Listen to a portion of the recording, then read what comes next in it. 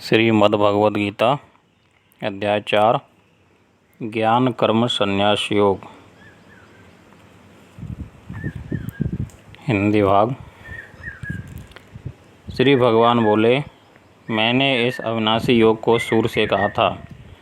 सूर ने अपने पुत्र वैश्वस्त मनु से कहा और मनु ने अपने पुत्र राजा इक्ष्वाकु से कहा। हे परंतप अर्जुन, इस प्रकार परंपरा से प्राप्त इस योग को राजऋषियों ने जाना, किंतु उसके बाद वह योग बहुत काल से इस पृथ्वी लोक में लुप्तप्राय हो गया। तू मेरा भक्त और प्रिय सखा है, इसलिए वही यह पुरातन योग आज मैंने तुझको कहा है, क्योंकि यह बड़ा ही उत्तम रहस्य है, अर्थात गुप्त रखने योग्य विषय है। अर्जुन बोले, आपका जन्म तो अर्वाचीन अभी हाल का है और सूर का जन्म बहुत पुराना है, अर्थात कल्प के आदि में हो चुका था। तब मैं इस बात को कैसे समझूं कि आप ही ने कल्प के आदि में सूर से यह योग कहा था। श्री भगवान बोले, हे परंतप अर्जुन, मेरे और तेरे बहुत से जन्म हो चुके हैं, उन सबको तू नहीं जानता, किंतु मैं जानता हूँ। मैं अजन्मा और अविनाशी रूप होते हुए भी तथा समस्त प्राणियों का ईश्वर होते हुए भी अपनी प्रकृति को अधीन करके अपनी योग माया से प्रकट होता हूँ। हे भारत, जब जब धर्म की हानि और अधर्म की वृद्धि होती है, तब तब ही मैं अपने रूप को रचता हूँ, अर्थात साकार रूप से लोगों को सम्मुख प्रकट होता हूँ। साधु पुरुषों का उद्धार करने के लिए, पाप कर्म करने वालों का विनाश करने के लिए और धर्म की अच्छी तरह से स्थापना करने के लिए मैं युग युग में प्रकट हुआ करता हूँ। हे अर्जुन, मेरे जन्म और कर्म दिव्य अर्थात निर्मल और अलौकिक हैं। इस प्रकार जो मनुष्य तत्व से जान लेता है, वह शरीर को त्याग कर फिर जन्म को प्राप्त नहीं होता, किंतु मुझे ही प्राप्त होता है। पहले भी जिनके राग, भय और क्रोध सर्वथा नष्ट हो गए थे और जो मुझ में अनन्य प्रेम पूर्वक स्थित रहते थे, ऐसे मेरे आश्रित रहने वाले बहुत से भक्त उपयुक्त ज्ञान रूप तप से पवित्र होकर मेरे स्वरूप को प्राप्त हो चुके हैं।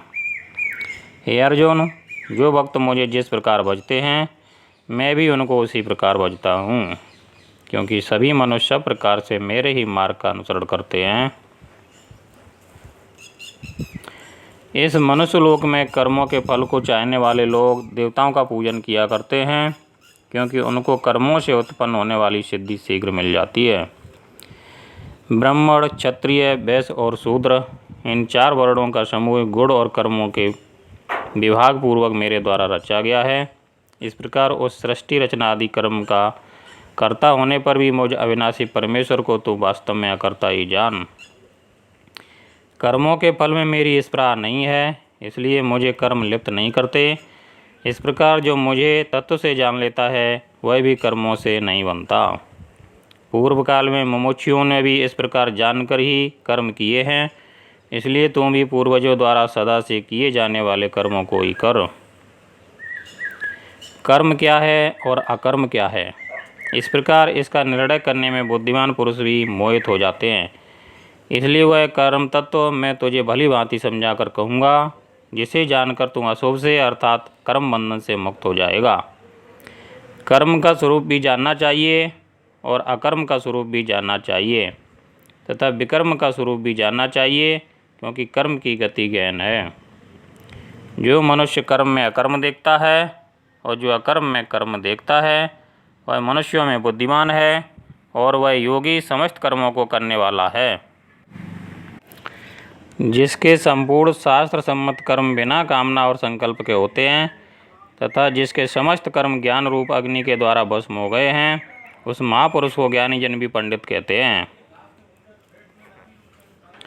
जो पुरुष समस्त कर्मों में और उनके फल में आसक्ति का सर्वथा त्याग करके संसार के आश्रय से रहित हो गया है और परमात्मा में नित्य तृप्त है, वह कर्मों में भली भांति बरतता हुआ भी वास्तव में कुछ भी नहीं करता।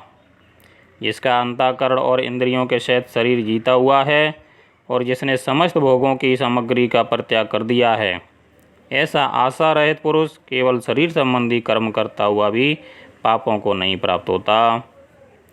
जो बिना इच्छा के अपने आप प्राप्त हुए पदार्थ में सदा संतुष्ट रहता है, जिसमें ईर्ष्या का सर्वथा अभाव हो गया है, जो हर्ष शोक आदि द्वंद्वों से सर्वथा अतीत हो गया है, ऐसा सिद्ध और असिद्धि में सम रहने वाला कर्मयोगी कर्म करता भी उससे नहीं बनता। जिसकी आसक्ति सर्वथा नष्ट हो गई है, जो देहाभिमान और ममता से रहित हो गया है, जिसका चित्त निरंतर परमात्मा के ज्ञान में स्थित रहता है, ऐसा केवल यज्ञ संपादन के लिए कर्म करने वाले मनुष्य के संपूर्ण कर्म भली भांति विलीन हो जाते हैं।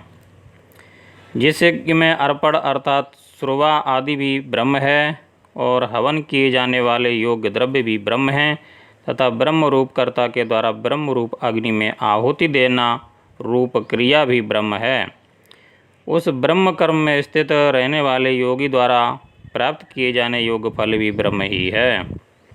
दूसरे योगी जन देवताओं के पूजन रूप यज्ञ का ही भली भांति अनुष्ठान किया करते हैं और अन्य योगी जन पर ब्रह्म परमात्मा रूप अग्नि में अभेद दर्शन रूप यज्ञ के द्वारा ही आत्म रूप यज्ञ का हवन किया करते हैं। अन्य योगी जन श्रोत्र आदि समस्त इंद्रियों को संयम रूप अग्नियों में हवन किया करते हैं और दूसरे योगी लोग शब्दादि समस्त विषयों को इंद्रिय रूप अग्नियों में हवन किया करते हैं। दूसरे योगी जन इंद्रियों की संपूर्ण क्रियाओं को और प्राणों की समस्त क्रियाओं को ज्ञान में प्रकाशित आत्म संयम योग रूप अग्नि में हवन किया करते हैं। कई पुरुष द्रव्य संबंधी यज्ञ करने वाले हैं, कितने ही तपस्या रूप यज्ञ करने वाले हैं तथा दूसरे कितने ही योग रूप यज्ञ करने वाले हैं और कितने ही अहिंसादि तीक्ष्ण व्रतों से युक्त यत्नशील पुरुष स्वाध्याय रूप ज्ञान यज्ञ करने वाले हैं। दूसरे कितने ही योगी जन अपान वायु में प्राणवायु को हवन करते हैं, वैसे ही अन्य योगी जन प्राणवायु में अपान वायु को हवन करते हैं तथा अन्य कितने ही नियमित आहार करने वाले प्राणायाम परायण पुरुष प्राण और अपान की गति को रोककर प्राणों को प्राणों में ही हवन किया करते हैं। ये सभी साधक यज्ञों द्वारा पापों का नाश कर देने वाले और यज्ञों को जानने वाले हैं। हे कुरुश्रेष्ठ अर्जुन, यज्ञ से बचे हुए अमृत का अनुभव करने वाले योगी जन सनातन पर ब्रह्म परमात्मा को प्राप्त होते हैं और यज्ञ न करने वाले पुरुष के लिए तो यह मनुष्य लोक भी सुखदायक नहीं है, फिर परलोक कैसे सुखदायक हो सकता है। इसी प्रकार और भी बहुत तरह के यज्ञ वेद की वाणी में विस्तार से कहे गए हैं, उन सबको तुम मन इंद्रिय और शरीर की क्रिया द्वारा संपन्न होने वाले जान। इस प्रकार तत्व से जानकर उनके अनुष्ठान द्वारा तू कर्म बंधन से सर्वथा मुक्त हो जाएगा। हे परंतप अर्जुन, द्रव्यमय यज्ञ की अपेक्षा ज्ञान यज्ञ अत्यंत श्रेष्ठ है तथा यावन मात्र संपूर्ण कर्म ज्ञान में समाप्त हो जाते हैं। उस ज्ञान को तुम तत्वदर्शी ज्ञानियों के पास जाकर समझ, उनको भली भांति दंडवत प्रणाम करने से, उनकी सेवा करने से और कपट छोड़कर सरलतापूर्वक प्रश्न करने से वे परमात्म तत्व को भली भांति जानने वाले ज्ञानी महात्मा तुझे उस तत्व ज्ञान का उपदेश करेंगे, जिसको जानकर फिर तुम्हें इस प्रकार मोह को नहीं प्राप्त होगा। तथा हे अर्जुन, जिस ज्ञान के द्वारा तुम संपूर्ण भूतों को निशेष भाव से पहले अपने में और पीछे मुझे सच्चिदानंद घन परमात्मा में देखेगा, यदि तुम अन्य सब पापियों से भी अधिक पाप करने वाला है तो भी तुम ज्ञान रूप नौका द्वारा निसंदेह संपूर्ण पाप समुद्र से भली भांति तर जाएगा। क्योंकि हे अर्जुन, जैसे प्रज्वलित अग्नि ईंधनों को भस्ममय कर देता है, वैसे ही ज्ञान रूप अग्नि संपूर्ण कर्मों को भस्ममय कर देता है। इस संसार में ज्ञान के समान पवित्र करने वाला निसंदेह कुछ भी नहीं है। उस ज्ञान को कितने ही काल से कर्मयोग के द्वारा शुद्धा अंतःकरण हुआ मनुष्य अपने आप ही आत्मा में पा लेता है। जितेंद्रिय साधनपरायण और श्रद्धावान मनुष्य ज्ञान को प्राप्त होता है तथा ज्ञान को प्राप्त होकर वह बिना विलंब के तत्काल ही भगवत प्राप्ति रूप परम शांति को प्राप्त हो जाता है। विवेकहीन और श्रद्धा रहित संशययुक्त मनुष्य परमार्थ से अवश्य भ्रष्ट हो जाता है। ऐसे संशययुक्त मनुष्य के लिए न यह लोक है, न परलोक है और न सुख ही है। हे धनंजय, जिसने कर्म योग की विधि से समस्त कर्मों का परमात्मा में अर्पण कर दिया है और जिसने विवेक द्वारा समस्त संशयों का नाश कर दिया है, ऐसे वश में किए हुए अंतःकरण वाले पुरुष को कर्म नहीं बांधते।